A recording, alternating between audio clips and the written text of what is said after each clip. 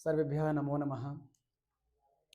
मैं विपिन कुमार मिश्र आप सबको बड़े हर्ष के साथ बताना चाहता हूं कि आज हमारे मित्र पवन जी का नया बैच प्रारंभ हुआ है। और कहा जाता है कि कुछ भी अच्छा कार्य प्रारंभ करने से पहले मंगलाचरण और कुछ मांगलिक कार्यक्रम होना आवश्यक होता है। तो मैं इस बैच को प्रारंभ करने से पहले माता सरस्वती का वंदन करना चाहूँगा। आप सभी लोग ध्यान से सुने और हमारे साथ जिसको याद है वो बोल भी सकते हैं। और आइए हम लोग पहले माता सरस्वती का वंदन करते हैं। या कुंदेन्दु तुषार हार धवला या शुभ्रवस्त्रावृता या वीणावरदण्डमण्डितकरा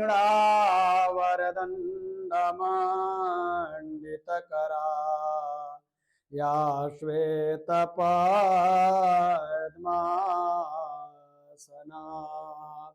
या ब्रह्माच्युतशङ्करा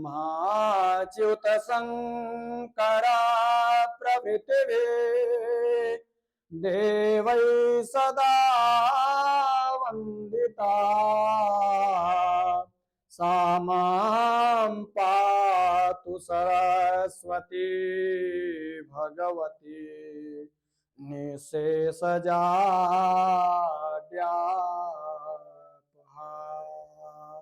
निःशेषजाड्यापहा। अद्य अस्माकं समेषां कृते प्रसन्नतायाः विषयः वर्तते।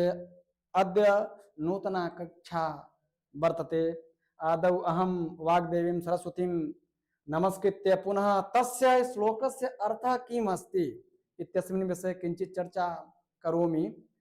ये श्लोक है और मैं इस श्लोक का अर्थ आप सबके सामने प्रस्तुत करता हूँ कि इस श्लोक का अर्थ क्या है। अधिकांश लोगों को श्लोक याद होता है लेकिन उस श्लोक का अर्थ बहुत कम लोगों को पता चलता है, बहुत पता रहता है बहुत कम लोगों को। तो आइए इस श्लोक को हम लोग पढ़ते हैं। या कुंदेन्दु तुषार हार धवला या शुभ्र वस्त्रावृता। या का अर्थ यहाँ पे लिया गया है या अर्थात जो सरस्वती हैं। तो या जो सरस्वती हैं वो सरस्वती हैं कैसी? तो कहे कुंदेन्दु तुषार हार धवला। कैसी है? कुंद, कुंद नाम का एक पुष्प होता है, सफेद वर्ण का होता है। तो सरस्वती माता कैसी हैं? कुंद के पुष्प के समान सफेद। और इंदु, इंदु मतलब चंद्रमा। और कैसी है? कहे चंद्रमा के समान सफेद। कहे कि कुंद के पुष्प के समान सफेद और इंदु मतलब चंद्रमा के समान। कुंदेन्दु यहाँ पर गुण संधि है, कुंद प्लस इंदु। दकार में अकार और उधर इंदु का ई है, अ और ई मिल करके ए हो गया कुंदेन्दु। तुषार हार धवला। तुषार का अर्थ होता है बर्फ। और कैसी है? बर्फ के समान सफेद हैं। और हार धवला, और जो मोती का मुक्तिक हार होता है उसके समान सफेद है। अथवा आप कहिए उन्होंने हार कैसा धारण किया है कि श्वेत वर्ण का हार उन्होंने धारण किया है। और या का अर्थ होता है सरस्वती, जो सरस्वती। और कैसी हैं कि शुभ्र वस्त्र आवृता।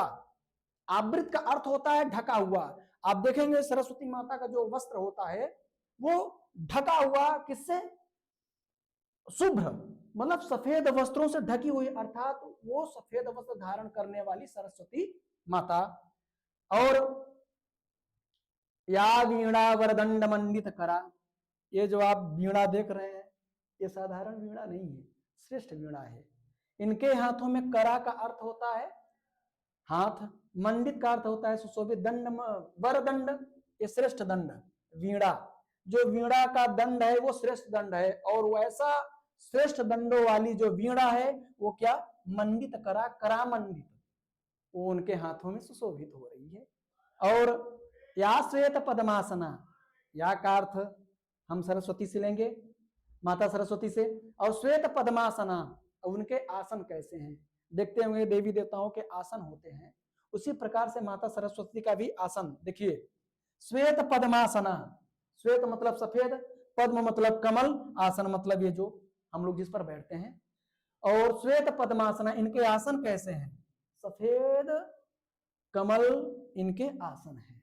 और या ब्रह्माच्युत शंकर प्रभृतिवीर देवै सदा वंदिता, वंदिता पूजिता सदा, किसके द्वारा? ब्रह्मा अच्युत शंकर प्रभृति देवई, ब्रह्मा जी के द्वारा, अच्युत शंकर जी के द्वारा, सॉरी, ब्रह्मा जी के द्वारा, अच्युत भगवान विष्णु के द्वारा और शंकर भगवान शंकर के द्वारा। और प्रवृत्ति, प्रवृत्ति का अर्थ होता है आदि, ब्रह्मा विष्णु महेश आदि देवताओं के द्वारा जो सरस्वती माता जो ज्ञान की देवी हैं वो क्या होती हैं? सदा वंदिता पूजिता, सदा पूजी जाती हैं। और माता सरस्वती कैसी हैं?